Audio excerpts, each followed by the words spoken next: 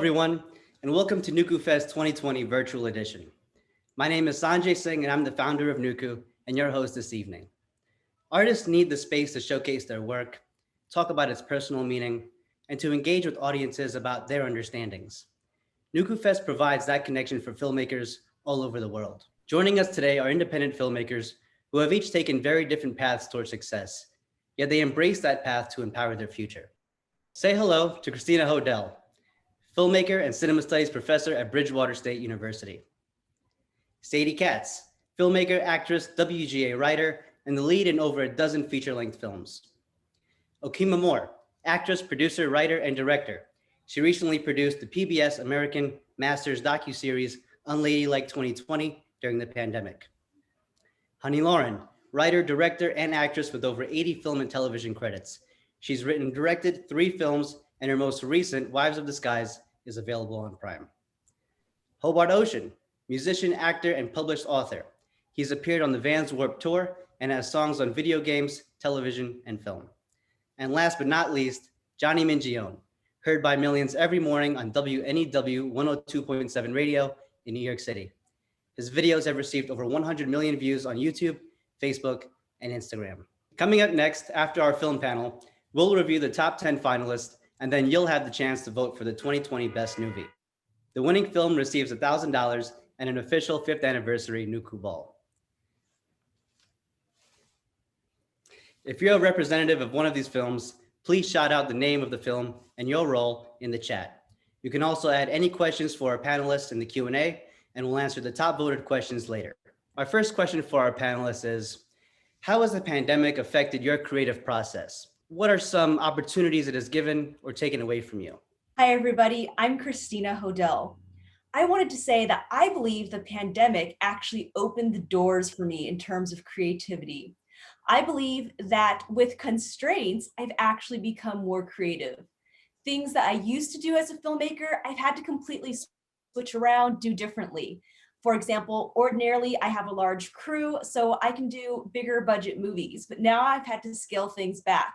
But that's been okay, because now when I go out on a set, I have to be not only the director, but the screenwriter, the camera operator. I'm doing everything on my own. So I have more control now as an artist. And it's also been really fun to just kind of get back into all the different roles instead of only being the director. Hi, I'm Okima. For me, I actually have probably been my most progressive in this pandemic. Not always emotionally. I myself am actually getting over COVID-19. I've had it for the last 4 weeks. It's been kind of crazy. But I was also on the road during the pandemic, working on a doc, and then did an entire docuseries for a show that I ran from February to August. I've had to be totally regimented because I was still on a work day, even though I was working from home. I had to lead with love because I never knew what was going on with my crew on the other side of their screen. People were losing loved ones. People were trying to figure it out, the emotional toll it all took. So for me, the pandemic has really shown me who I am as a leader, has also shown me that everybody needs a little mental help. Thank God for my therapist through this whole thing. And also shown me that it's really important that we continue to give each other grace. And understand that while it's wonderful that people have created all of this work in the pandemic, if the only thing you made during this time is like you made it to October, because there are 210,000 Americans and over 1 million US global citizens that have not. If the only thing you made during the pandemic was it to October, you still won. So we just really, the pandemic really showed me who I am and who we need to be to each other, regardless of our differences, so that we can all kind of uphold and uplift each other in the craziness. Well, first and foremost, Okima, I just want to say, I hope you're getting better and my prayers go out to you. I also had COVID in March, and it really, really discouraged me from not only just filmmaking and creating, but just for life. I was down in the dumps. I had just like total body aches, and I was in bed for 3 weeks. And when I got out of it, and similar to what Christina was saying, I'm used to a huge crew. Used to boom operators. I'm used to always having a nice camera. And then I was just stuck with my 2 roommates in my 3-bedroom apartment in New York City. And I had to reinvent the wheel for myself. So I think that something this pandemic has taught me is to try to go back to basics And this iPhone has been such an amazing tool for me. I never would have posted a video to my Instagram without it being at least on a Canon DSLR. And then I realized I don't have access to this stuff right now. I'm stuck in quarantining with my 2 roommates. So what am I gonna do? So I went out and I started filming on my phone. And I'm happy to say that my videos now, I'm getting more views than ever from literally just my iPhone. So although there's still something to be said about huge productions, mics, lights, the whole thing, I think that the simplicity in being able to film from my iPhone not only just made it easier on me, like from a production standpoint, but it took away a lot of the pressure of feeling like I always need this giant crew. I go out and I shoot things with my girlfriend now, and she's my camera operator. I no longer have to pay a boom operator. I now just ask her and I buy her dinner. That's the deal. So I think through this pandemic, I've learned how to just reinvent the wheel for myself and go back to basics and make it a little more simple for myself. Who you kidding, John? You pay her more than dinner, honey. I just wanted to interject because I know there's like so much positivity, and I liked what Okima said is like, you just survived it. I also thought as an actor and a writer, it was a really good time to kind of brush up on classes. Like master class, I thought was excellent. Ron Howard has a thing that was a series for masterclass that was absolutely amazing. Natalie Portman has something that's mind-blowing. So, you know, it was a chance to kind of do that and also write things outside of my genre. So I wrote a rom-com that's currently being shopped by one of the top 5 agencies. I won't say which one, but yeah. Or if you just got through it and didn't gain 25 pounds, that's good. I think that for myself, I got to say that I think the most important thing is that we all know that an artist responds to their environment. And the idea of having, I wouldn't call them restrictions as much as just blast of reality in our faces of what's available to us and what is not, is something that makes us all stretch and grow as artists. And so now instead of writing scripts with helicopters and things like that, we have to be real about what we can get made, not just in this time, but in the future as well. This isn't going away anytime soon. And so therefore, I feel like it stretches all of us with these sort of restrictions that we have in our lives and how to express and make art. Thank you, panelists. With access to so many different entertainment options and in a saturated content market, why should viewers care about independent and short films? All right, rock and roll. Hey, I'm Hobart Ocean. Thanks for having me. Now's the time, independent filmmakers, because as you've seen, I live in Los Angeles, so all the big budget stuff right now, a lot of it's on hold. It's difficult to do. And now is the time for independent filmmakers because you guys have smaller crews. We have smaller crews, I should say. And it just works better right now. So that novel idea you have as a writer, just a filmmaker can get made right now. As Honey was saying, we're not writing in helicopters right now. We're not writing in explosions. We're doing a lot of dramatic things. We're doing rom-coms, which is an excellent idea. Smaller cast, smaller production crew. This is your time to shine. This is our time to shine as independent filmmakers. And I just want to encourage everybody to just keep trucking. We will get through this as artists and people. I mean, I think the other thing as indie filmmakers right now, because of the large, just to piggyback off what Hobart said, because the large productions are shut down, or a lot of them, you know, require so much that they cannot be operable at this moment. This is the time for us to sell and to really get attention on our content.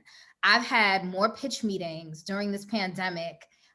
Several of those projects are in process of being purchased or being produced.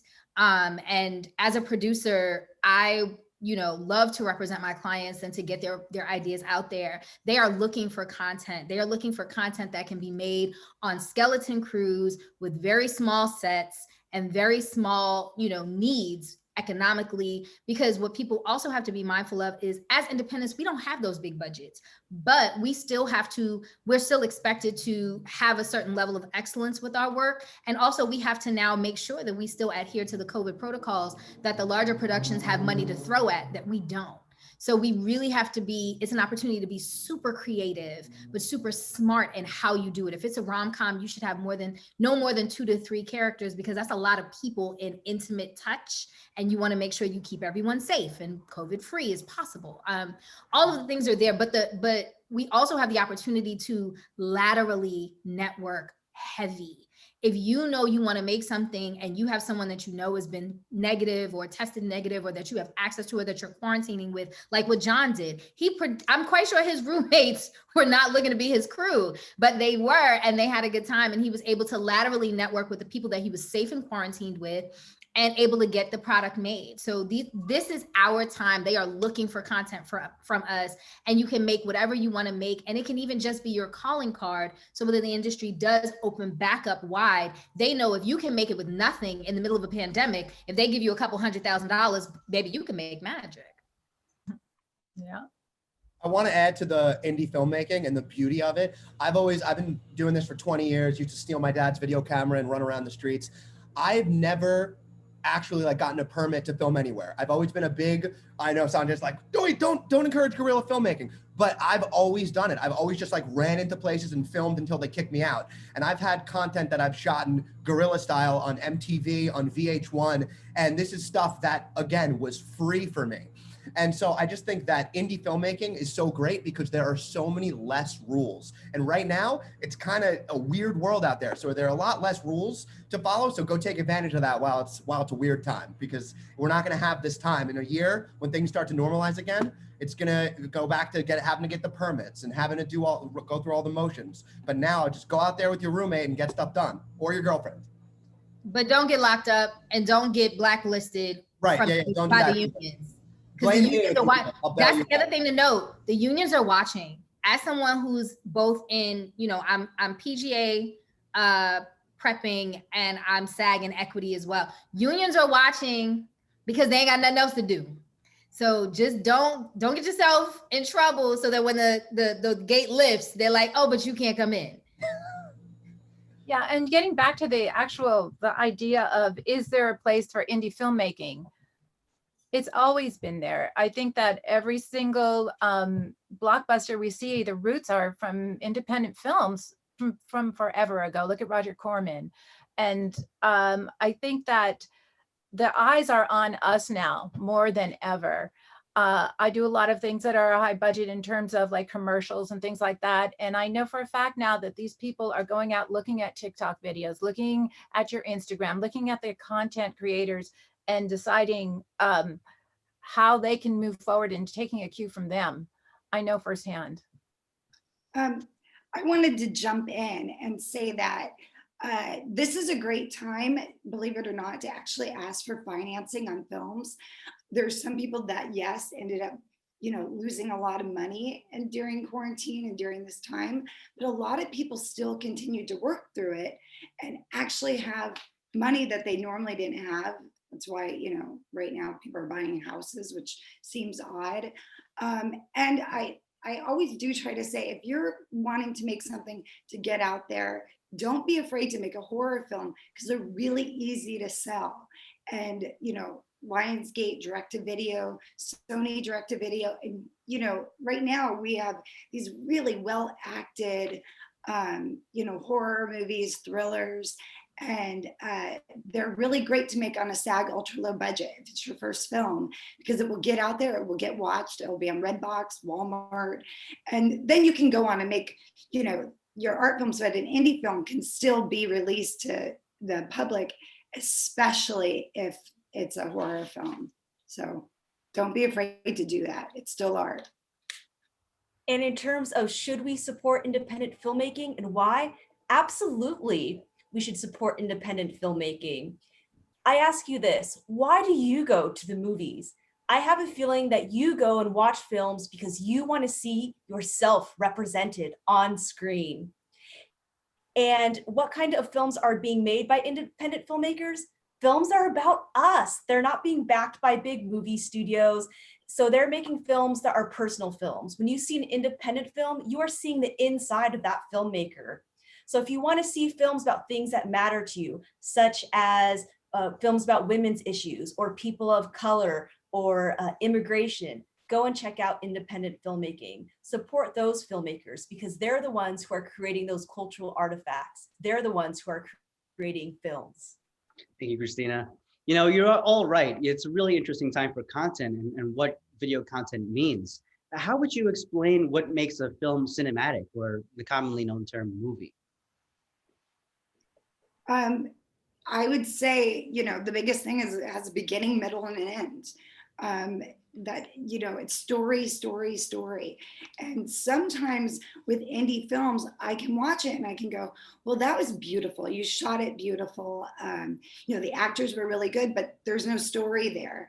And you want a movie that, like, people, if you took that risk, you want a movie where the script is stellar, the writing is right on. You're not ready to go until you have it.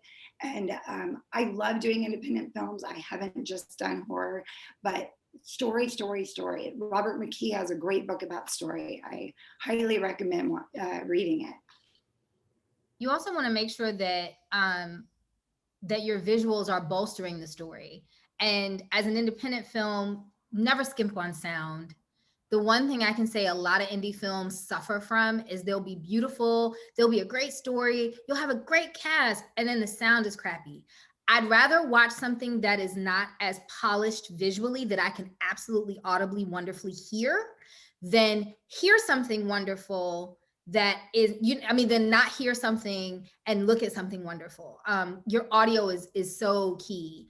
So if there's anything that you are not going to skimp on as an independent film, what makes your film cinematic is a great sound system. You should have great audio. There should be Foley in there if it's necessary or applicable. There should be SFX if it's necessary or applicable. And don't think that you have to go buy it from we are in a place where there's action outside of our window all day.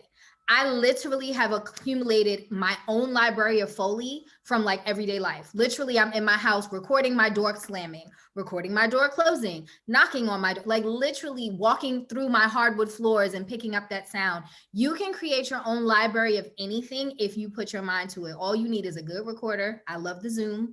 And but sound is what really helps independent film, even if the production value is not the best, really elevate itself. Because if we can hear everything that's happening crisp and clear, we really can escape into that film, even if the film is not maybe edited the best or it's not the best camera. Long as we can feel what your people are saying and ensconce ourselves in that voice and that music, that is cinema to me. It doesn't have to be a huge big budget, but I also agree with Sadie. Story, story, story. If your story is whack, I don't care how nice your sound is and your video is, your film's not that great. Okay, Mom, I'm so happy you said that about the sound, because anytime I talk about film or go to college to talk to people, I always say sound is the most important part of filmmaking. And if you, like a director I love, J.J. Abrams, if you really go back and like Lost is his TV show Lost is where I fell in love with his filmmaking. And if you watch that show, it is 80% sound, not seen on camera. And people, like, his visual effects obviously are amazing. He loves the lens flares. But as far as sound goes, if you really watch, like, say Lost, 90%, like the sound effects off screen, like you don't even see the smoke monster until like the 6th season. You just hear it and you are creating it in your mind. So I think sound is the most important thing. And also back to the low budget, I record a lot of sound on iPhone. You can hide a phone anywhere and you don't need a lav. You don't need to buy a $100 lav from B&H. You could use your phone, put it in a pocket, hide it somewhere. So it's easier than ever now to make crisp sounding film. But if you need a lav, let me tell you, if you live in New York, really inexpensive places, give them to you for $25 a day. At the end of the day, I always tell those who are interested in filmmaking, for example, my students, since I am a college professor, I always remind them about mise en scène. Everything that's put into the scene matters. So that includes costumes and set designs. A lot of times I know I'm watching a low budget film or a student film just because they're shooting in a white room with white walls. So I say, decorate that space, put some thought behind there, because if you can put props onto the scene, onto the set, or if a character can be wearing something, that helps us get to know who the character is and this world that for the story that you're trying to tell. So think about your set dressing, think about the locations and the costumes, because anything that you can do to give us more insight into the character or into this world that you've created, that's going to help us stay engaged into the story and understand your story more too. I wanted to go back to that sound thing too. I think this is so very important. I'm not sure if people remember a movie called Chuck and Buck, but this was a movie that was made more than 20 years ago when digital first came, and people like us who were making films on our own were shooting on digital instead of film. And this movie was so good, but the sound was so pristine, but the picture sometimes was so dark, but it didn't matter. People were so very accepting of the actual film, and it became a big hit. And the picture wasn't perfect, but the sound was pristine and perfect and created the world that these people lived in. You guys are so right. The sound is so important. All the kids out there watching, it could be the worst camera, well, not the worst, but the really bad camera work. But if the sound is so good, we're going to watch it. It's just, John knows this from radio. That's why we listen to radio, is because it's like, oh, this is pleasing. So sound, kids, sound, sound, sound. It's so important. As a musician, I have to say, okay, I'll leave. So you're all right. I mean, these are all incredible components to making a film more immersive, making those movies really engaging. But I wonder if you have any perspective on what the goal of cinema is. I mean, does it serve more ideological purposes like artful expression, or should it be used more practically to serve a purpose? I think for me, the goal when watching either a short film, a feature-length film, either independent or not, is when I forget I'm watching a movie. I think for me, it's about feeling. And that's how I judge the 10 finalists. If it made me feel, which is hard, especially all of us are filmmakers, all of us are in this world. So sometimes we'll know within 30 seconds if we're gonna love it or not. But if we fall in love with something, like 3 of these movies, I felt like I was about to, a tear was gonna roll down my face. And I'm not gonna say what the movies are yet, because we're not gonna go into it. But I think for me, it's when I get sucked out of it, because I'm always watching things with a critical eye of, oh, that's bad audio, or I see a light there, or I see a sound. When I forget I'm watching a movie, especially for us filmmakers, which is difficult because we're always looking at critically, but when I forget that I'm watching somebody else's production, that's how I know it's a sign that I loved it and a sign of a good movie. Yeah, I want to inject, maybe this is a hard thing to say, but if you make a film, and sometimes you can actually get a little bit more financing for it. So like was said, so you have a good background. So, you want to film that like actually people watch, or else you're just making a film for, the people are in it and maybe their friends and family, and it's not going to go. So you don't have to make it commercial per se, but it needs to be, I kind of cringe a little bit when someone says they made an art film, because no one wants to watch one mood for an hour and a half. Like Tree of Life, to me, I saw so many people walking out of the theater and that had, Brad Pitt in it. So the mood is great, but it's an arc, it's a journey, or no one's going to see it. Why would you want to make something no one's going to see? So I kind of have a different opinion than that. I respect Sadie. She's done amazing work. But I kind of feel like it's case by case. I feel like, there are those people that make this film that just want to get what's in their heart out. Everybody may not get it. Everybody may not love it, but they have the resources to create this thing, and they just need to get their heart in front of them optically on a screen. I support that, because I feel like art is so subjective. One thing that somebody may love, somebody else may hate. And we're in such a space with social media where hate is like the general practice of the general practice of people for whatever reason.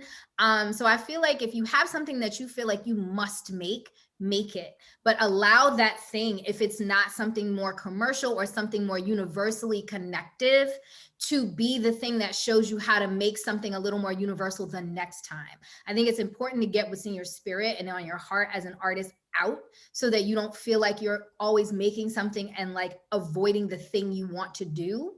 But if you're like me, like I'm a full-time artist, I'm sure most of us, if not all of us on this panel, are full-time artists. So like Chase doesn't care about my ethos. They want their mortgage every 5th of the month, and I live in Brooklyn. somebody trying to buy my property every day. So I have to make things that are commercially appealing, or I work on network work and studio films because I want to pay my bills. And then I make, films that I hope that people connect to, but if everyone doesn't, that's okay too. I think that it's the duality of being an artist and wanting to survive. I will always be a hungry artist, but at 40 plus, I will never again be a starving artist. So I'm going to do the things that I hunger for in my spirit, but baby, I'm gonna pay these bills.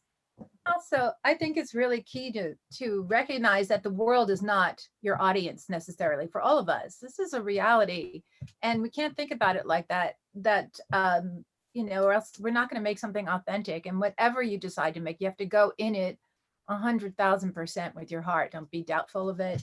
Don't feel confident in the message you're putting out there. Yeah, I want to throw in there because I feel like I may have given advice that seems counterproductive, but when I did my documentary, The Bill Murray Experience, it was during that kind of time when Bill Murray, everyone wanted to have like a magical experience. And I feel like my heart was on the floor doing it. And it was a couple of years of my life, and I really wanted to have Gravitas Ventures pick it up, and they did.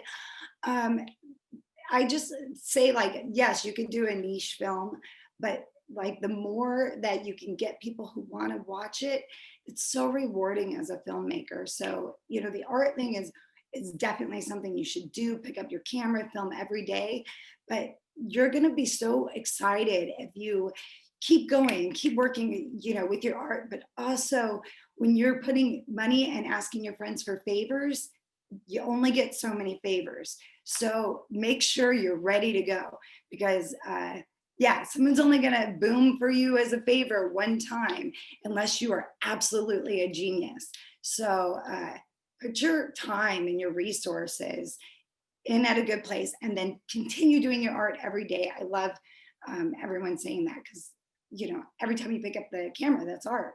My theory is the things we make us. So if we're making a film, we're making art. If we're making art, then yes, maybe we're also making a film. And these pieces of art that we're making, these films, they're cultural artifacts. So yes, film does have a purpose. I don't always think that you need to be so concerned with what the purpose of the film is. Like my fellow panelists have been saying, just go out, make whatever it is that you feel like making. And even if you do make a niche film, because I made a niche film too, I did a documentary film called Freedom, Love, Gold. It's for a niche audience because it's about Hungary during World War II. I didn't think that anybody would see it, but I made it anyways because it was just something that was special to me. But then because I put all my love and passion and joy into it, I think that spread to other people. Now everyone else is seeing the film and really enjoying it.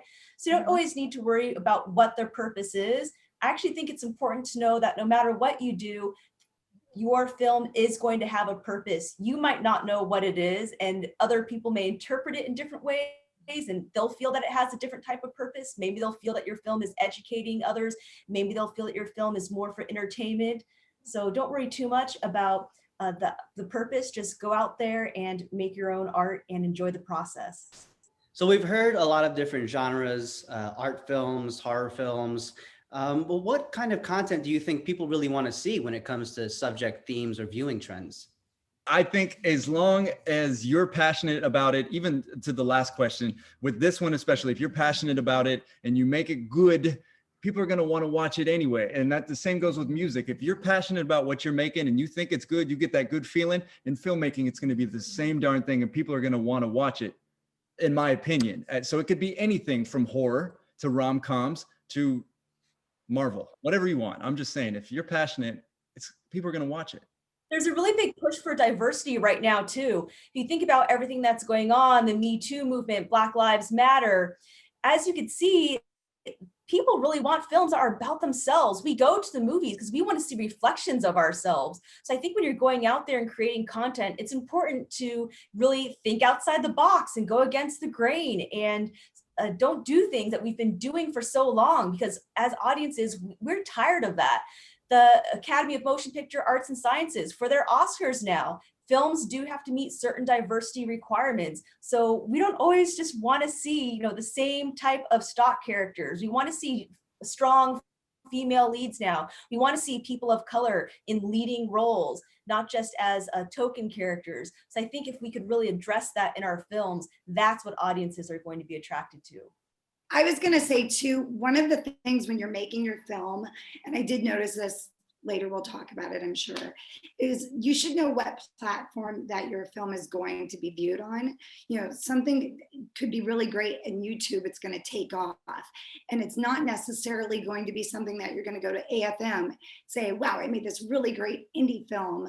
And, you know, you're going to be wasting your time. But if you can find that your film's just going to go through all these film festivals, that's wonderful. You're reaching so many people who are interested in your type of film. I always tell people over and over when I've done these film panels is figure out where people can watch your film. So it's passionate, but don't get involved overboard in the secret. That's, you know, my opinion, because as long as you're passionate about it, then there's somebody else normally, you know, you make what you love, but make sure that you put it out there in some place that it's going to be seen. It's so hard as filmmakers when you put, you know, a year into your life, 2 years into your life, and you're like, I've got 10 views on YouTube. You're like wanting to be on the ledge. So figure out where it's going to be seen and have that as your goal. You know, have that as like, that's what I want. That's where it's going to go. No, I totally agree with that, Sadie. I agree with everybody's comments. I think mine are a little more laser focused. I know for Black filmmakers, for me as a filmmaker, I am a Black filmmaker, but more so I'm a filmmaker who's Black. I'm very focused on how I write my characters when it's my particular work. I use Black people in my films, but never usually is the film about their Blackness. They are just people. Very much in Hollywood, for so long as Black people, we were not allowed to just be people. We always had to talk about our Blackness or our struggle or the drama. It was never allowing us to just be people. And I think right now we're at a place where you said, Sanjay, what kind of films do people want to see? A lot of people, and not just Black people, but a lot of people want to see Black people just being people, having people problems. If you watch something like we're talking about film, but like television, This Is Us, the Black couple, while they do address racial things here and there, a lot of times they're just a couple and anybody can relate. In my short film Shush, my couple went through couple stuff. You didn't know what they did for a living, except for they lived in a nice apartment. So you figured that they were decently employed. You didn't know where they were from, their origins. Never did they have to pull themselves up by a bootstrap. Never was it about the Black agenda. They were just trying to figure out how to love each other properly. And I do believe there are places for those particular kind of things. But I think now people want to just see our world, and our world looks like this panel, right? Black, white, Asian. It doesn't, like, this is what our world looks like today for real. So if these are people that just get to be people, whether it's horror, no matter the genre, people just get to be people. That is something I think a lot of people are craving today, because that really addresses and hits home the diversity and inclusion part versus diversity and illusion. If it's diversity and illusion, I'm in this Black role because this is what you want. You want to say you got diversity and the Black girl gonna be sassy and yada yada, as opposed to her just being a human and having the human condition to contend with. And I think that we're really moving forward in that place. And I love, love, love that. I think it's also important to add to that is to not be stuck in what I call the meme. A lot of female filmmakers think, oh, I'm a woman, I have something to say, but just being female doesn't, the meme of being a female is not necessarily to make a film or even a good piece of work. I think it goes back to story. It goes back to doing the best at whatever it is that you're trying to say. Don't just try to say, okay, I'm going to make a film and use all the entire cast and crew have to be this gender or that. Is get the right people for it. And again, sticking to authenticity within the work. But I think that not having those, I agree with what you're saying, honey, but I think that not having those sentiments of there needs to be this level of diversity in place, people will go and find the best people in their particular networking structure. People, you know that in independent film, it's usually hugs, thanks and bubblegum type of thing. You get people that are in your world that you know will help you for the $5 that you have. And so if there's not a need, if there is not an absolute commentary to say, let's be more diverse intentionally, if there's not an intention for that, then you're not doing it to not be inclusive, but you're going to do what you do with your particular area and set of folks. I don't need to be on an all Black set either, but most of my friends who are filmmakers and decorated and absolutely pliable are Black.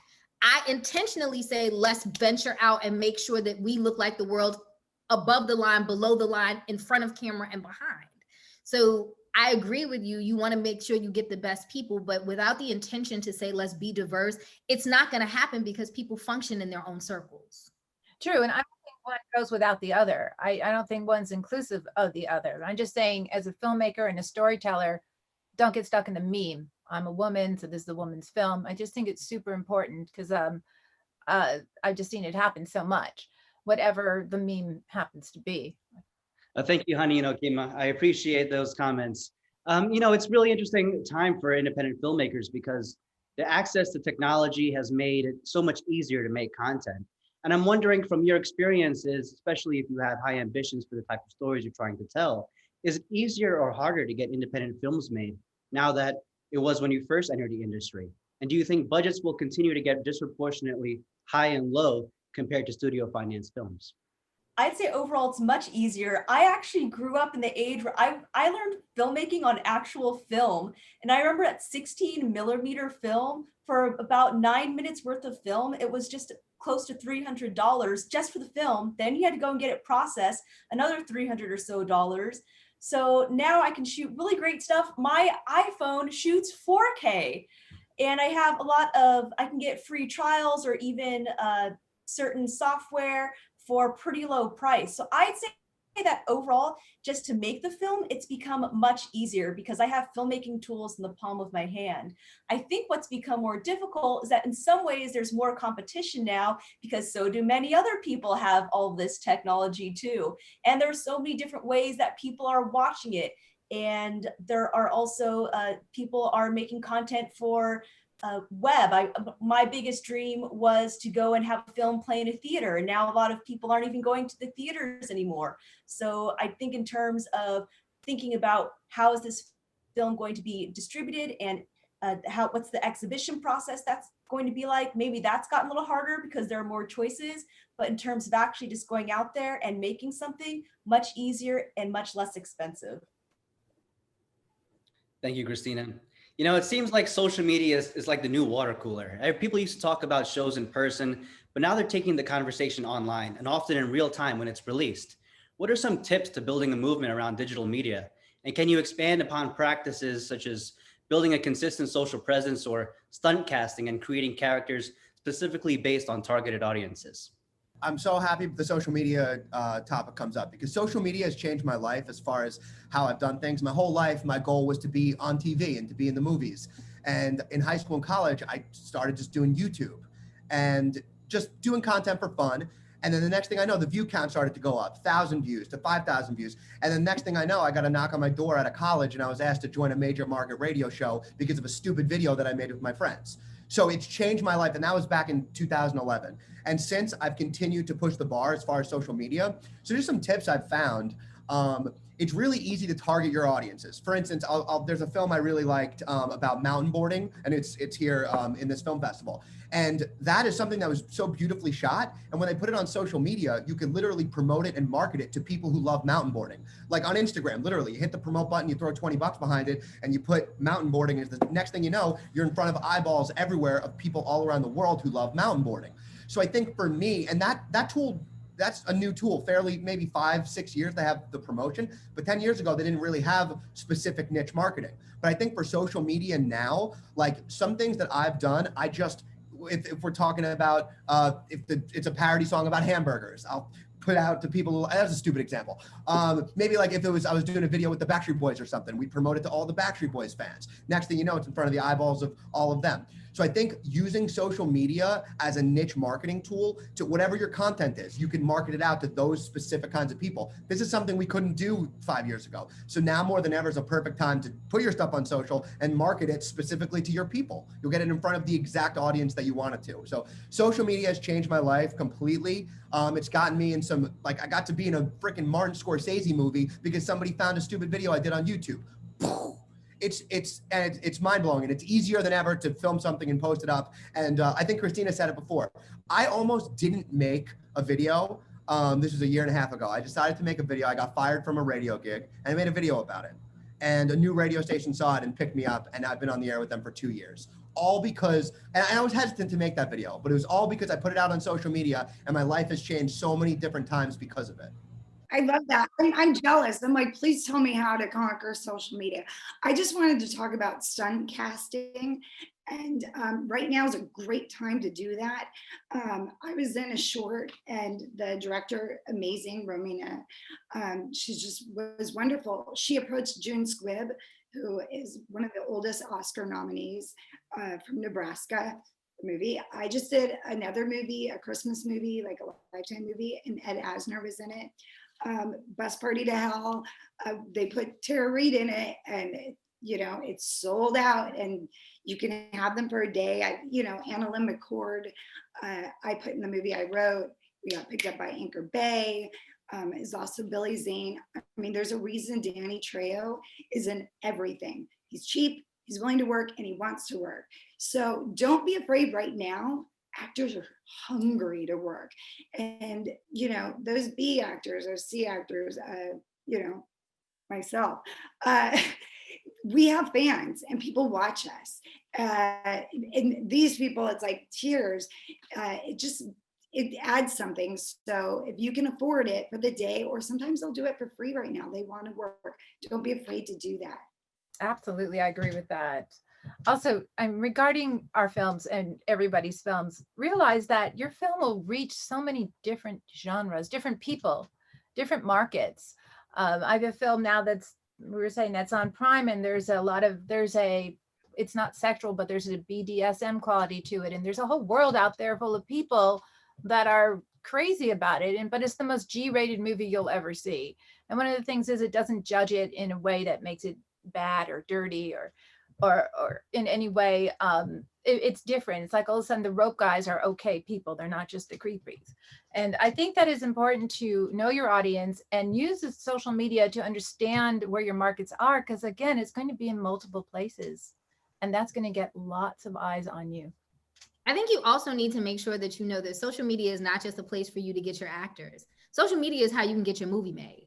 Because there are so many people right now that are not working and that are looking to go beyond just being on camera, there are a lot of A-list, not just B or C actors that are willing to come on and potentially EP your project.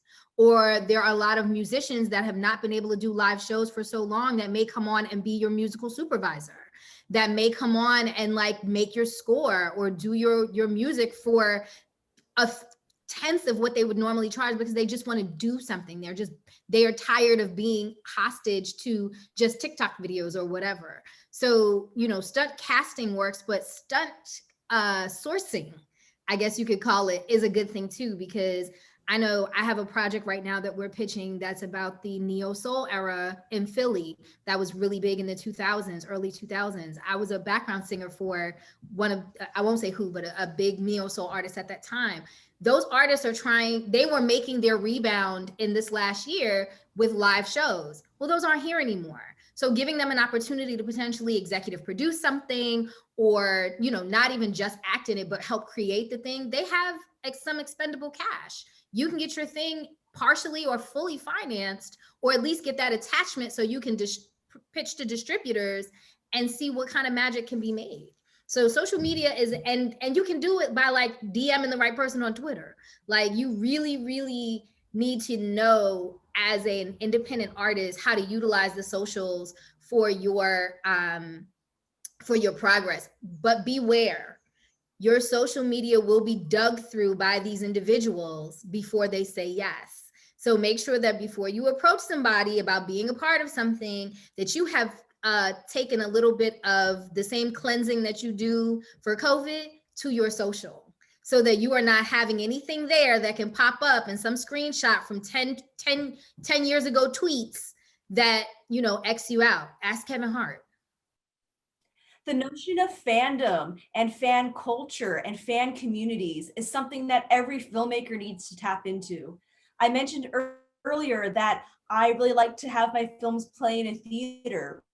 Why do I like that? Because I can see how the audience is reacting to my film right then and there as they're watching it, as long as I'm in the theater with them. Can I still do that now? You might think that I wouldn't be able to do that, but don't forget that online, there are huge communities, huge fan cultures that get together. They have watch parties. They talk about the things that they're watching. They'll even talk about certain characters that they're rooting for or how they might want a series to end.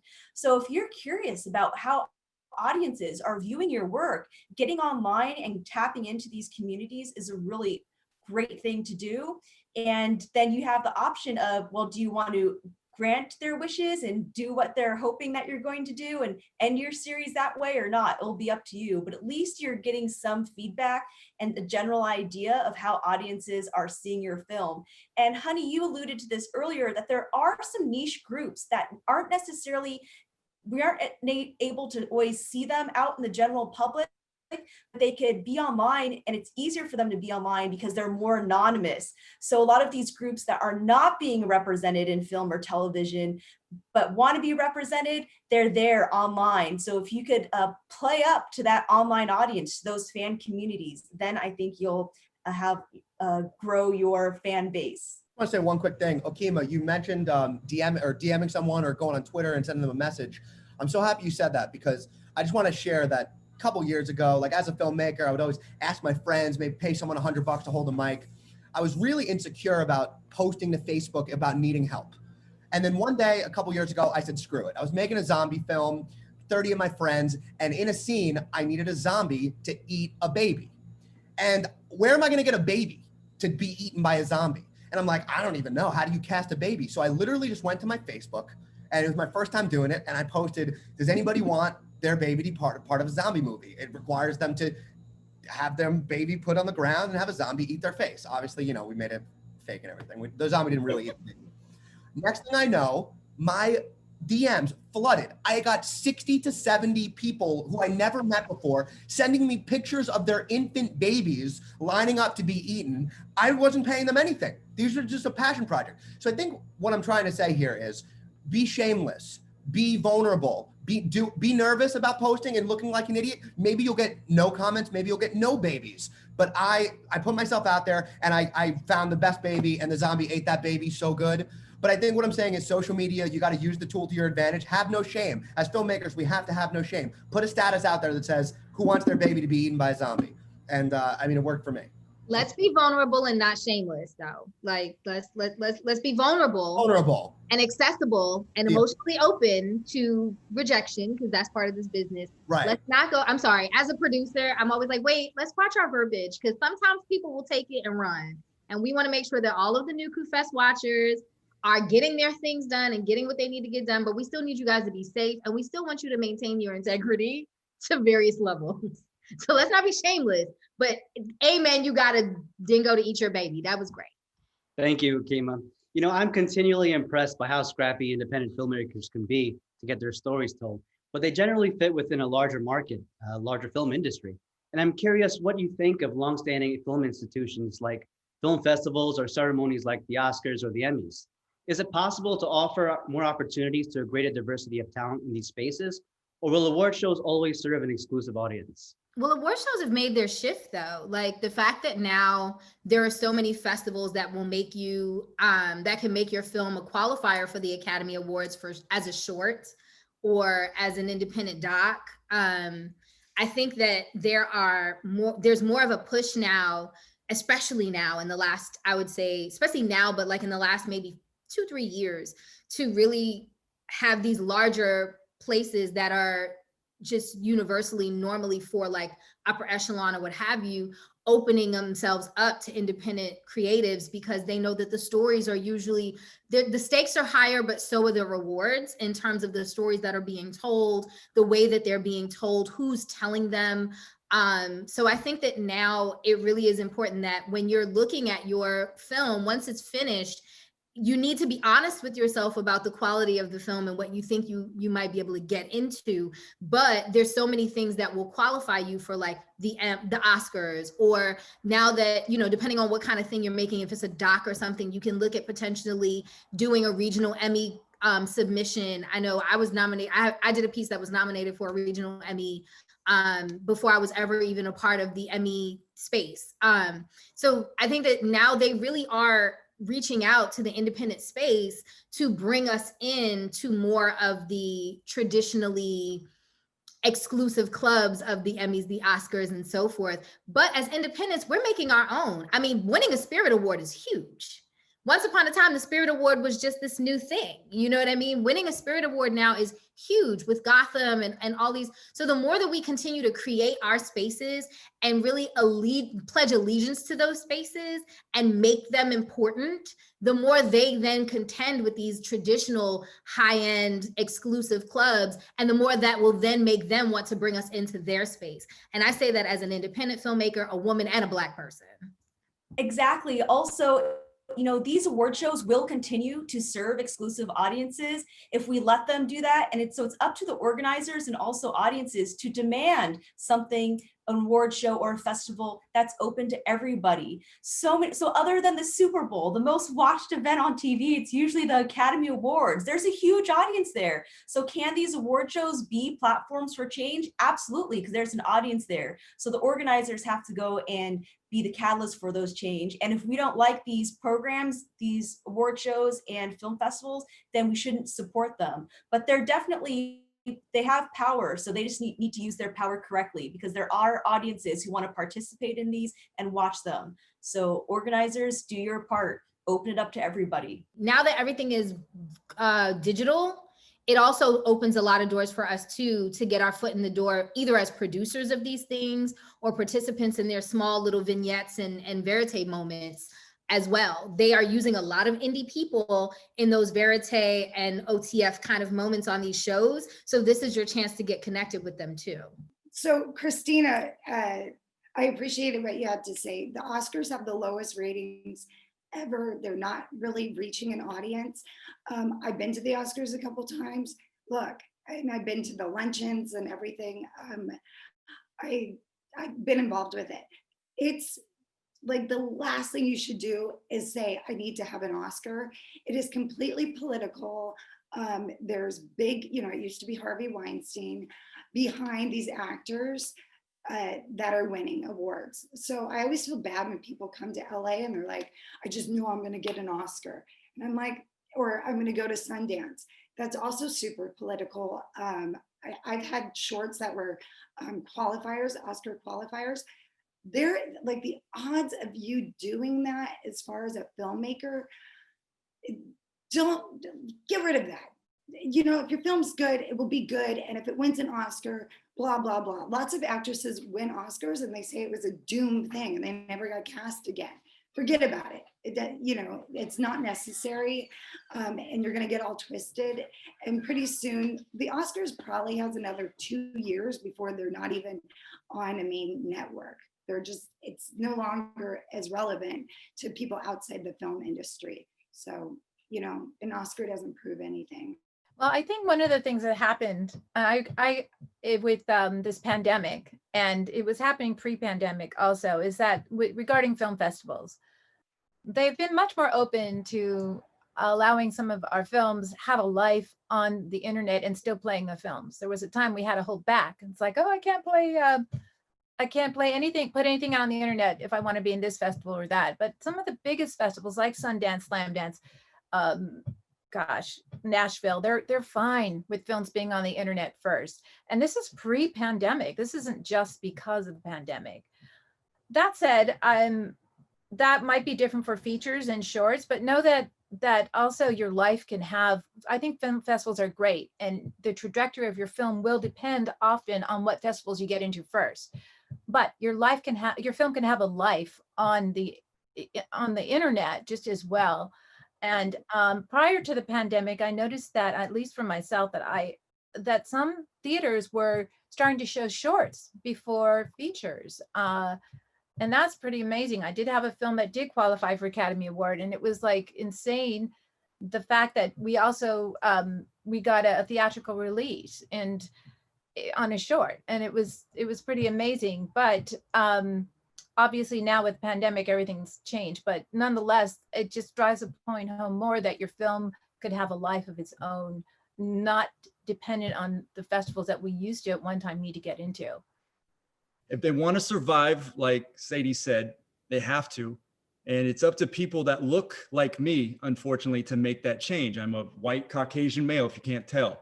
And we need to wake up and allow this diversity and inclusion to happen, because it's good for filmmaking. It's good for music. It's good for everything. And so people who look like me, if you're watching, get off your ass. This is the time. Thank you, Hobart. You know, it's a really interesting time for content creators and for even viewers to be able to watch content in any way they want. They can watch at home cinemas, on their tablets, on their smartphones. And I'm curious, are movie theaters important for cinematic experiences? Do you think theatrical exclusive windows or releases will stick around, or will we lose them entirely? This question is an emotional roller coaster. Sanjay and I were video chatting about this the other day. And for me personally, I love a movie theater. I never, if anything ever happens to a movie theater experience, I will be absolutely devastated. Before the pandemic, I remember I saw Bad Boys 3 on opening night. Packed theater, hundreds of people. I was so happy to see it booming again. Then as the pandemic happened, people are like, oh, we don't really need to go to movie theaters anymore. And all these production companies are releasing movies on Netflix. I think Trolls 3 did better on Netflix or whatever streaming than Trolls 1 and 2 that were in theaters. So when I talk to my friends, especially people within the industry, it differs. Some people say that they love the movie theater experience. Others say movie theaters are going to be gone in 20 years.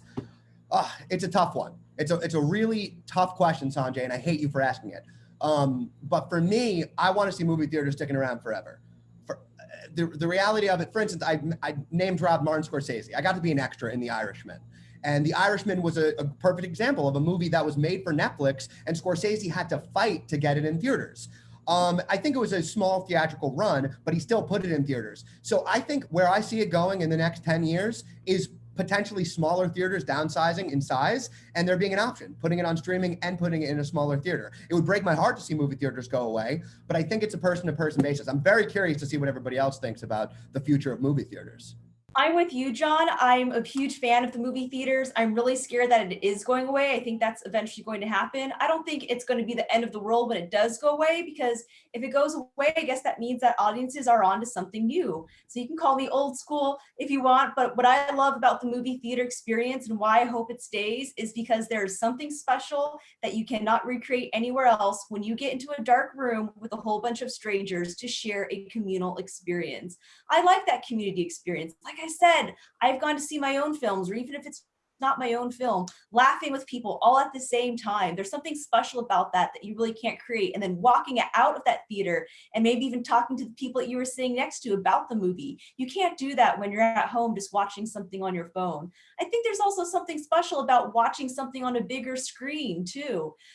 So rather than on our phones, it's special to see things really well lit or filmed really well when it's very large in front of you. You don't always get to see the nuances of filmmaking when you're watching it on a smaller screen. So I definitely hope that theaters stay around. There's also, those are places that are offering jobs to local communities too. All the concessions people, they're basically the ushers, the movie theater owners. They're actually part of the filmmaking experience. They're part of that exhibition experience. And if it weren't for them, we wouldn't have our movies seen. So to keep keep people employed and to keep the communal experience, I'm all for movie theaters. I hope they stick around. If they don't, I'll just go ahead and roll the punches, but I will be shedding a tear. I'm with John. I think that the smaller theaters are definitely making an impact for themselves. I know here in New York, there's a very small MPAA certified theater called Stewart Cinemas. It is owned by an Afro-Latina, and she is the first and only Afro-Latina to own her own certified theater in New York State. And when the pandemic hit and she could no longer service it as a theater, her and some other people got together and got a drive-in on the water in the city. And then she used her theater to help independents that were still shooting shoot there. So I think that the idea of independent theater is going to continue to grow with the pandemic because they're smaller. They are much easier to to make COVID compliant. Because if you only have a 90-seat theater, then off top, okay, well, we'll have about 40 people, but the overhead is not like what a Regal or an AMC would be. And so I think that as filmmakers, we also need to think about the entrepreneurial opportunity of communing ourselves and potentially buying theaters or putting together our own theaters that we own so that we can then give the opportunity for large MPAA movies to be shown, but also for us, because I know at Stewart Theaters, for independent filmmakers, she allows you to screen at her theater and earn money on your screenings. You get a portion of the ticket sales, and it's like a regular movie. So I think that I don't think that movie theaters are leaving. I think they are just going to shift. I'm with John and with Christina. There's nothing like sitting in that dark theater and that Dolby surround sound. And if something is moving on that screen, you hear it in the smallest piece of your inner ear. That is a thing. You know what I mean? That is a thing. When you can hear somebody gently kiss somebody's forehead, that is a thing. So I don't think movie theaters are going away, but I do think they may be making a shift, especially with Regal saying that they're shutting all of their theaters. Like, that's huge. One of the things I think we might see coming back are the salons. This is because of the pandemic. When I was a kid growing up, my dad was a filmmaker and he would screen movies in our backyard against the wall. And it was amazing. They'd invite all their crazy hippie friends or whatever. And I was just a little kid, but I mean, it really changed me as a person. Just growing up in this environment, I know did something to my head in a positive way. And I see now, you go to people's houses, they have home theaters. That's like a big thing. And especially I live in Los Angeles, and I see that a lot. So I think we're going to go maybe to the salons like they used to do back, in Paris in the 20s or something, and make them film salons just because of the pandemic. And that's not a bad thing. But I do love the big picture. I love seeing, the big screen myself, and would be very sad if they closed. All great ideas. And I do hope that movie theaters stick around as well. My last question for everyone tonight is, in the last 20 years, we've seen movie theaters evolve into streaming channels, immersive virtual reality experiences, and emerging short video making platforms like Instagram Reels, TikTok, Thriller, and Byte. What role do you see these emerging technologies in the future of cinema? And can they all coexist, or is one form destined to stick around longer than the rest? I would say that we're going to see right now what sticks, and actually the future, the movies normally, the audience are for all of these 18 to 35. I think shorts are going to explode. There was a time when you couldn't have a foreign film that was out there that anyone watched, and now foreign films are totally in the market. So I think these kids who grew up on, I have a 19-year-old who grew up on like TikTok and all these things, will be willing to watch smaller and wanting to watch smaller, great films, which is wonderful. But I do think we're going to have certain things win out over the other. I mean, now to date myself, it's the difference of like MySpace was relevant until Facebook came out, and then boom, MySpace is gone. So don't get too hooked on one platform and like you've got all your fans there. You got to spread it out and see what's sticking. I think we also need to look at, as filmmakers, the opportunity to market on these various platforms. You asked, will these platforms stick around or what have you? For as long as they're trending and they're popular with these audiences, both young and old, because we can't talk about how many times we've seen old people get it in on a TikTok. So clearly the older folks are in on the game. So utilizing those particular small bite-sized kind of places to market our work. We all know that when we shoot, everybody's taking video, everybody's taking Snapchats, everybody's taking photos. Those are places where you can kind of breadcrumb and medicine drop media from your work to continue to build buzz about your project or build out your audience or expand your audience. You can utilize all of these different places to be free marketing for you. And and to continue to spread who you are and what you do. You can utilize them for a bevy of reasons. So I think that it's important that we look at these places not just as things that are rivaling short film, but as, you know, as a different additional accoutrement to what we're putting out with our films.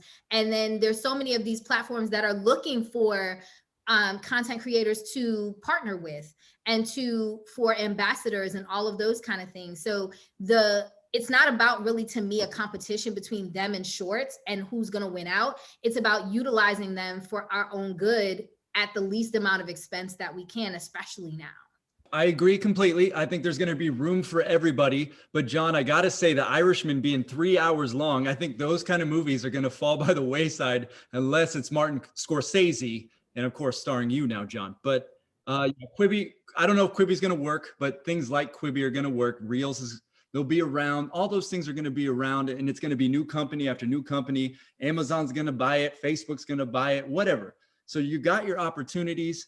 I love the idea of spreading the news from your MySpace, your Facebook, your Twitter, all your social media. You got to be cool. You got to be good at it all. You got to be good at all of them. My Instagram game, terrible. Facebook and Twitter, smash it. No problem. But I'm just saying, we got room for everything, baby. So have fun with it. I just to go back to the movie theater thing, if we keep buying tickets and we keep showing up, movie theaters aren't going anywhere. I just wanted to say that on the last question. But as far as social media, also, as far as in movies, how many times are we now seeing social media being incorporated in movies? And literally, they'll do the cutaway where you'll see the phone layout, like right in the movie theater. And I mean, YouTube's also picking up. You got movies just on YouTube now. You have shows just on YouTube now. So I think YouTube is one of the platforms that's not going anywhere. YouTube has changed the game tenfold. YouTube changed everything, in my opinion. So YouTube is sticking around forever. And I think that in the next 5 to 10 years, we're going to see YouTube. I think there's even YouTube movie theaters that are owned by YouTube. So I think YouTube is the future. I mean, it's already the future, but I think it's going to pave the way even more. I think who knows what's going to happen with all these different social media outlets and things like TikTok. Maybe it's just a trend. Maybe it is something that's going to be here long term. We'll never know. If there is one thing that's not going to die, it is this idea of storytelling. I can go back to way back in the day where we did storytelling back when we did cave paintings on the wall by the firelight. People were interested in that because it told a story. So I think as long as we keep telling stories, whether they're long or short, that's what's going to attract audiences. And yes, there are a lot of things on the internet that don't really tell stories, although you could argue that maybe they are telling the story, but they're super short. But at the end of the day, it's going to be stories that are what keep audiences coming back, because they do like to learn about who they are, and stories is one way to do that. There is this idea too of instant gratification. I think for many of us, I feel like our attention spans are just so short now because we're always on the go. We're used to sending an email and getting a response back. So now we just want something quick, and we live lives, glued to our electronics. There are even TVs in banks now while you're waiting in line at the bank. So I think we're going to see a lot of short things because we're always on the go. We're more mobile now. And so there'll be a short movie playing at the bank. There'll be a short movie that plays on your phone while you're at the bus stop. So I think we'll definitely see a place for short form content more than we've ever seen it before. Thank you, panelists. Nukhu is a creative community made up of thousands of international filmmakers and advocates for storytellers to share bold and inspiring ideas. Some of our original content partners are even pioneering a new form of storytelling where viewers can switch between multiple character storylines in real time. You can watch Nukhu's first original movie in this format called Otis on nukhu.com/Otis. We're now going to respond to the top voted questions from the audience. The first question we have for our panel is, what is the most frustrating part of independent filmmaking from your current level of experience? I'd say it's at just getting funding. And a lot of times I have ideas for things that I want to do, but it takes a lot of time to get funding. It's very difficult for me to get funding. I've been successful in finding funding before. I had my last film actually funded by, luckily for me, it was my employer, Bridgewater State University and the Center for Advancement of Research. I had a grant for another documentary that I did a few years ago that was from the Hollywood Foreign Press Association. So the money is out there, but finding enough or at least the amount that you want to make the type of film that you want has always been really difficult. And other than that too, it's just the nitty gritty of having to go and do everything on your own when you do have a small crew. So oftentimes I'm the location scout and I'm also the production coordinator. And when you go out and least for me, where I live in Boston, we do make a lot of films here, but there are still people who are confused about what it means when you tell them you want to make a movie, and they're just antsy about having a film crew come in. So locking down those locations has always been something that's difficult for me. But how I've gotten around that is I just start to build a community of people who know me. That way, when I need to go film somewhere, they'll let me in, taking time to explain to people what independent filmmaking is and why they should support it, and therefore let me film at their location. And of course, there are funding opportunities out there, so you just need to be familiar with writing those proposals and snatching up those opportunities when they come your way. I think a lot of people overlook the hard part about what we do from an emotional space. This shit is hard. And from letting go of your insecurities of, am I good enough? The enough idea is really, really hard for a lot of people. Understanding that you don't have to reassign your own agency to someone else to get your work done, that you know what you're doing, or if you don't, that you have enough people around you to support you as you figure it out. And then just being bold and brave enough to say, I'm going to make something, even if it's not the greatest thing the first time around. Being bold enough to say, I'm just going to try this. I have an idea. I have, a couple people that will help me. I have a couple dollars I've scraped together. For those of us that, aren't on, I don't have any grants from big places. I didn't go to a conservatory. I didn't go to film school. I went to business school. You know what I mean? So when you are coming from kind of outside of the industry, just believing that you can still do this thing, even though you're not on the inside or the interior, or you're not one of the cool kids. And it's important, I think, that people really understand that the emotional space of making independent film is very, by and large, a ethos thing and a security thing. Like, you are enough. If you've come up with the idea and you said you're going to do this thing, see it through. The first step is finishing a film. Once you finish your first film, then you get to a space where I don't want to just finish it. I want it to be great. And then you get to a place where I don't want to make it great. I want this value, the production value, to be out of sight and to be, phenomenal, so it can get to this next thing. But the first thing to do is just believe you can do it and get over your fear. And if nothing else, do it scared. But just know that you can do it if you have the idea, and just do it. Because we all know that fear of, is it going to be good? Can I do this? What if I can't finish? I don't have the money. Who's going to watch it? Who cares? Make it and then figure the rest out. But that one thing that you make is absolutely how you then give yourself the agency to go ahead and be the better filmmaker the second, third, fourth, fifth time around. And also make sure that you're using your social equity with people. Sweat equity goes so much further than fiscal equity in this game. Make sure that you are being a communal filmmaker. Help the next person. I will hold this boom for John for 5 hours because John is going to show me how to market my film on social. I will go and I will do whatever Sadie needs me to do because Sadie's been in a dozen feature films and I'm trying to get into one. I will, you know what I mean? Make sure that you are being a communal filmmaker with your community, because the other piece of being, the other hard part about making film is building community that you can count on. People that don't flake when they're supposed to show up and help you.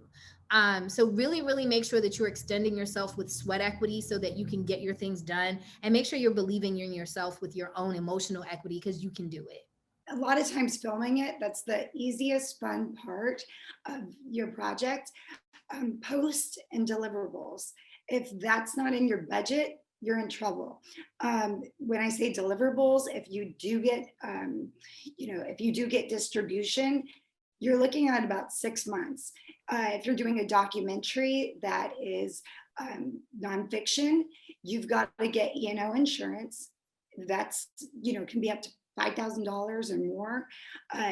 Make sure all that paperwork you start doing right away. I learned this the hard way. Get a book. I can't remember it right now, but there's books about E&O, and there's also books about deliverables, because that's going to take up more time than you've ever thought. You're going to have to also get subtitles. I mean, there's so much stuff you have to do. So make sure there's a big chunk of money for that. And also with post, because you're going to have to ADR things that you didn't think. And music, start getting free music right when you start filming or before. Add one thing as well. I think these are all amazing points. I just want to speak to anybody who's listening right now and might be a little intimidated by a lot, because we're professionals here. You know, Sadie's going to the Oscars, Okima's in SAG, we're all in SAG. I want to say a little rule of thumb that I always do, because it seems like I'm the guerrilla filmmaker of the group. I am also in SAG, but it's been a journey for me. I always start with, when I want to make a film, I think, how could I make this for $0? How could I make this with nothing? And then I start from there, because then when I get $2,000, I already try to figure out how to way to make it on no budget. So how can I then make it better? So I think there's got to be a way to figure out how to do it without, because we're talking, you know, again, the Oscars, that's like the biggest of the big. So if you're just starting out, figure out how you could do it. You don't need all these fancy schmancy things. If you have a friend who's a musician, have them make you some music for free. Work it out with them. Because if you're just starting out, don't worry about what we're saying. Don't worry about anything, and just figure out a way to get it done on $0 with your phone. And then you can honestly propel your career by just doing it yourself. With a good story, you could do anything. You know, living in Los Angeles, to your point about what's the most frustrating part of making a movie, living here, it's always been locations. You know, everything costs so much money. You have to have a permit, believe it or not, in your own home. Yep. I mean, it sounds insane. It's my house. I own this house. Why do I need a permit to shoot in my own home? But this is how crazy it is. And so I think being creative in your locations, and even thinking about doing it in other places, is something that's really helped me a lot in the course of my filmmaking world. And for that, you really need to be open-minded. You need to, like I said, be creative. We found Airbnbs and then turned them into hotels and like insane things like that. And it's always worked out better than you can imagine. So just keeping that open mind and finding that solution to these kind of challenges, it's really important. Thank you, honey. And our last question for tonight, what do you think makes the X factor for the finalist movies? I have to say, for shorts, it's a twist ending. Again, I said beginning, middle, end. If you go to the Oscar shorts every year that has the top ones, they all have some kind of hook in the beginning, and then they do something, which there was a few I watched that just nailed it. And that's what, if you can get that, you got a film that people talk about for a long time. I think it's also thinking about what you're submitting, because in nukhufest, you have short shorts against 20-minute shorts, against music videos, against stop action. Like it's all in one. There's no category specifically. So how can you make whatever you're making stand up against another, not just another film, but another genre, and still stand out? I agree with Sadie, having a twist, you know, there's nothing like being able to like plot twist like that. That is the best. I mean, it happens to you in life every day, right? When something goes wrong, nothing will make you feel better about what's gone wrong than just jumping up in the middle of your living room and going plot twist. So that's important, but also seeing how you can stand out in something that is not necessarily, you know, because look at the 10 finalists. You have 2 that are 15 to 20 minutes, and everything else is less than about 7, you know? So, and some of them are animated and some of them are, you know, so just really making sure that whatever you do, it can stand up to other things, but it also stands out. If there's anything for me, it wasn't necessarily the special effects or the fancy cameras that got my attention. Just to echo my fellow panelists, it really is about the story. If you could do a good ending, if you could surprise me, that's really something special. I watch so many films, I critique films, I've been on other film festival panels, so I've seen so many films, so it does need to be different. So I kind of always think I know what's going to happen at the end of the movie. So if you could shock me and surprise me, someone who watches movies every day for a living and analyzes them, then you've made a really great film. Also, I like films that really not only tell a great story, that have that beginning, middle, and end, but can take me through a roller coaster of emotions. If I'm watching a film, I want to laugh during the film, I want to cry, I want to be scared. If you can make me feel all of those things within a short amount of time, then you have some real talent there. And there were a few films that did just that. So for me, that's the X factor. Good story, roller coaster of emotion, and give me something that I've never seen before. Awesome. Thank you everyone for your questions and panelists for a very thorough panel discussion. It's been a fun and informative night celebrating the best international filmmakers. Throughout the year, viewers like you have voted for their favorite movies online, and today nominated the top 10 picks for the final showdown, where you will decide the best movie. The nominees are The Water Spring, directed by Carlos Balón; Through My Eyes, directed by Pablo Unamuno; Teacher's Keys, directed by David Garcia and Rut Garcia; Alone, directed by Santiago Moreno and Esteban Podesta; The Monoculture of the Mind, directed by Hernan Castelli; Starving, directed by Nishan Bugel; Pecador by Robert Diaz; Black Swan, directed by Simone Tognarelli; Frequentia, directed by Pedro Marquez; and Companion, directed by Jack Walton and Joe Helliwell.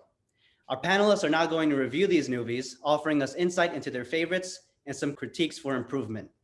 We'll start with Okima Moore. Why you want to start with me?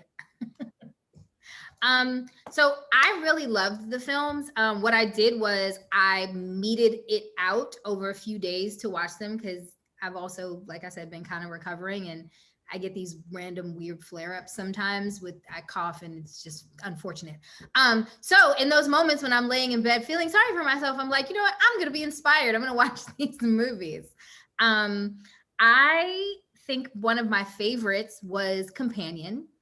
I'm not really a pet person. So I thought that it was really funny that was one of my favorites, because I look at pets like I look at children. I want to play with them. They're so cute. And then they go home with their rightful owners. I don't have pets. I don't have kids. So to watch this, I really felt tugged at. I thought that the animation, which also, I'm old school. I'm in my 40s, so I remember when the California Raisins had a show and it used to come on holiday time. And some of the visuals on this really made me think about that claymation kind of look. I really like that. I like that toss back to kind of the old school. I love that there was no dialogue, but there was an entire story. Sadie talks about a beginning, a middle, and an end, and that absolutely had it in 3 minutes with these dogs and this vet. And it was just really, really heartwarming. I thought they were cute. I was laughing. And then when the dog got old, I was like, oh, and then when the dog died, I was like, oh my God. So, I feel like this really tight, I'm very impressed when people can put a lot of story into a very small amount of time. That is a gift. That is a gift I'm still working on. So I am very impressed when people do it. So that was one of my favorites. A lot of the other ones were really, really good. Black Swan was very macabre, but I really liked I guess that was kind of 2D stop motion, maybe. I'm not sure exactly how to classify it. I'm not really versed in a lot of the animation SFX world, but for as dark as it was, there was something about it that really kind of drew me in. I was really trying to figure out what these little monster doll things were gonna do, and it was pretty cool. And then I really, really liked some of the music videos too. I didn't understand them because several of them were not in English, but I still understood the story. Again, story will take you where language may not. And so I think that those were really done well. Great shots. Great shots on many of them as well. I was impressed by all of you filmmakers. The only thing I would definitely say, and this is just a universal critique, be mindful of when you've utilized the time to tell your story. Sometimes things are longer than they need to be, whether it's moments or the film as a whole. Be mindful of your timing, and when you've made your point, move on. I'm a talker, so I don't always recognize that for myself, and it's something I'm consistently working on as a public speaker. So it's something I pay attention to in film a lot. When you've made your point, move on. And that's probably my largest critique for some of the projects. Thank you, Okima. How about you, Hobart? All right. So I'm going to peel the Band-Aid off right away and go with my least favorite. It was good. It's really good. And yeah, Okima's going to be like, you're crazy. But here's the deal. You killed the dog in Companion. You killed the dog. All the dog people like me are like, nope, nope. So that I couldn't do it. I watched it and I saw it coming and I was like, oh God. So it broke my heart. It was really good, but that's my least favorite. I got to say it. But my favorite, coming from the music background, Frequentia, if that's how I say it, Frequentia, frequency, whatever. Awesome. I don't even care about mountain skateboarding, whatever that is. I was in it to win it. That was beautiful. The soundscape, it was like Interstellar. It was like first on Hulu, man. It was crazy to listen to. I put my headphones on. I was like, yep. So that was my favorite by far. So I'll keep it short and sweet. Oh, and what was it? Starving. You almost killed the dog, but you didn't. So I liked it. All right, I'm done. Nice. Spoiler alert. Thanks, Hobart. How about you, honey? I'm a real story person, and I was really impressed with Teacher's Keys. I was blown away at the way the director was able to create, and the actors were able to create worlds for all these kids. And it's really hard to work with kids. And these kids, each one of them, like, you knew their story. I was blown away. This is a 20-minute movie, and there was a lot going on. There was a lot of actors, and I just thought overall, also the look of it, he kept it so beautiful. And the way I watched it, and then I wait a day or two, and if it stays with me, that's when I know I really like something a lot. That was by far for me one of my favorite films there, and I'm just impressed with the direction and the whole look of the film.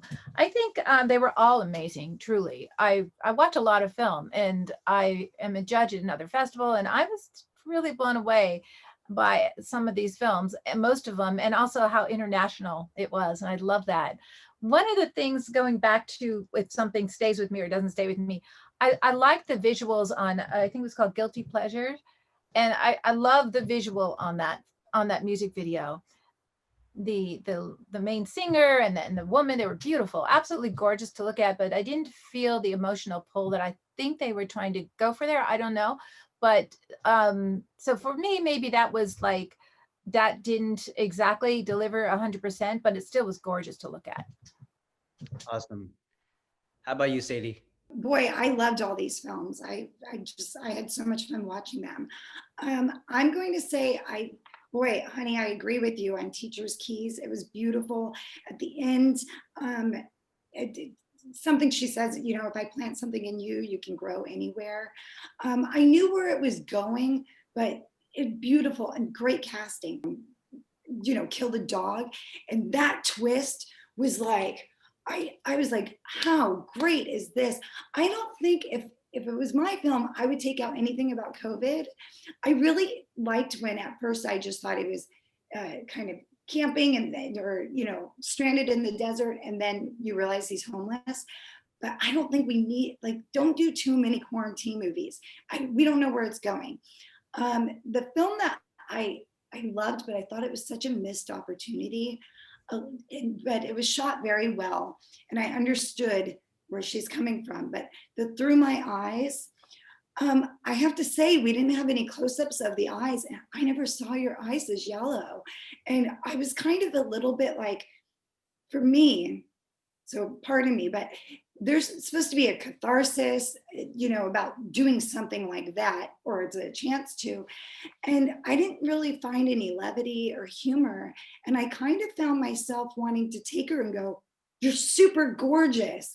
You're great. And there was like graffiti in the background. And I wanted her to do another one where, you know, maybe it's not at that moment for her, but where she embraces that and uses it as a launch point to meet people, to inform people, and to even say, like, you know what, I got handed a billion other gifts.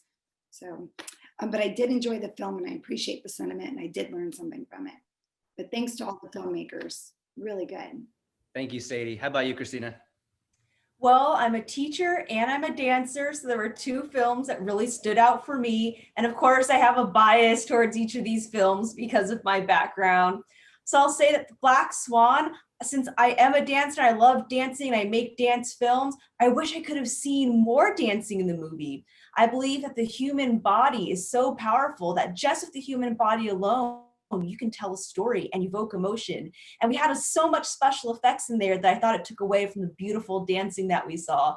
However, the special effects were awesome. It was very like Tim Burton-like, and I did enjoy seeing like the dancer's body, but then also these different body parts that were kind of displaced from the human dancer's body. So it was still an absolute joy to watch. Just wish I could have seen even more beautiful dance. Teacher's Keys, it's personal favorite because I felt that the movie was basically a movie about my life. It really resonated with me. I think what was great about it is that I talked earlier about setting up a world that we can all really understand.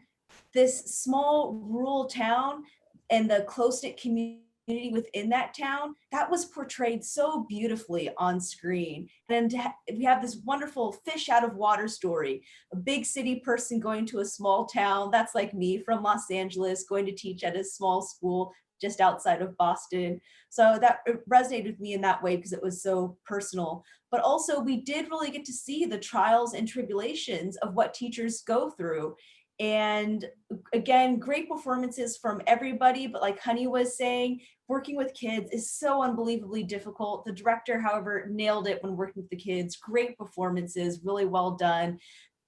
This was also a film where I think the scenery actually became a character in one way.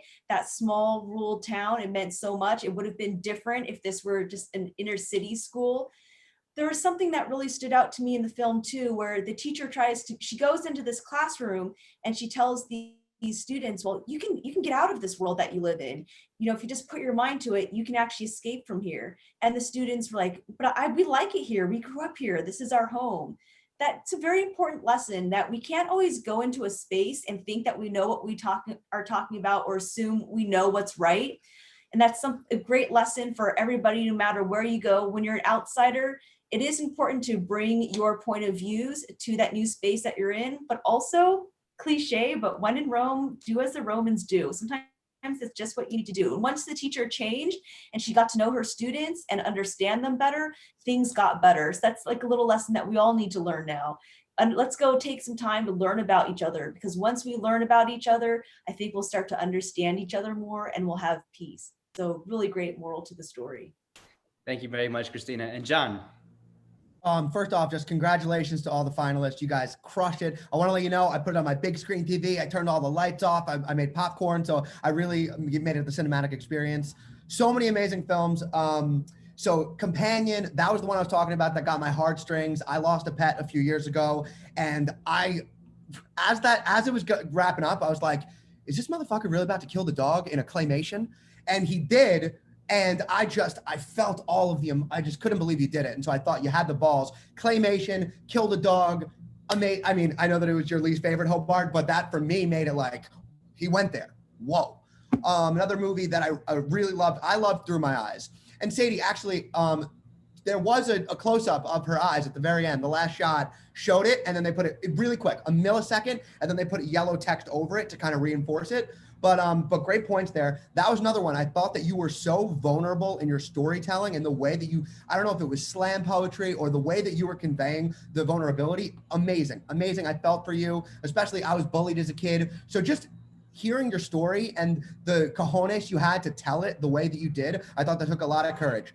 But what took the cake for me, first place, Starving. I sat there with my jaw. I couldn't believe that you went there at the end. I never in a million years expected that coming. Sadie, earlier you said that your favorite things for a short film, a hook and a twist. Damn, did they have it? The hook and the twist. First 2 seconds I was in, I was like, what's his story? It was raining. It looked like they actually waited until it was actually raining. No special effects. Props to the actor for putting up with that. And then again, I thought he was going to kill the dog. And that was my first twist. There was 2 twists in a 4.5-minute film.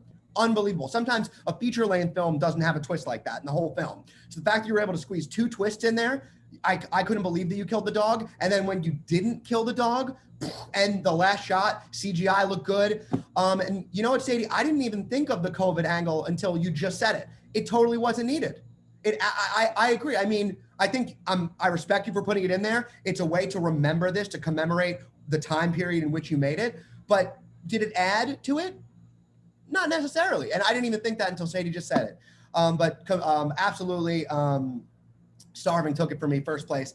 And my least favorite, I can't even really say it's my least favorite because it was epic. But I came here, I love a good story. And Pecador was a beautifully shot music video in the desert, some amazing scenery. But for me, there wasn't really that much of a story to it. And I'm not going to say it's my least favorite. I came for a story, and that was a beautiful visual for your amazing song. But I was just looking for more of a story, and it was mainly more of a visual component for the music video. But congratulations, beautifully shot, and congrats to all the finalists.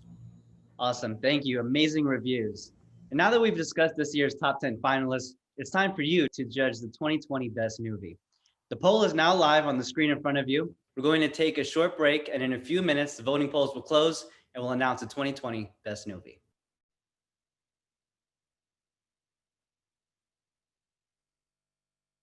Welcome back, everyone.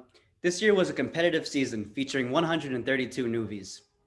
You've been voting throughout the year, and tonight you determined that the winner of the 2020 Nukhu Award for Best Nuvee is The Monoculture of the Mind, directed by Hernan Castelli. Congratulations, Hernan. And thank you to all of our filmmakers. You can watch all the finalists and the 2020 Best Nuvee, The Monoculture of the Mind, anytime on nukhu.com. Tomorrow starts the first day of our next season, where newly submitted films will be eligible to participate in nukhufest 2021. And a final thank you to our panelists for an amazing discussion.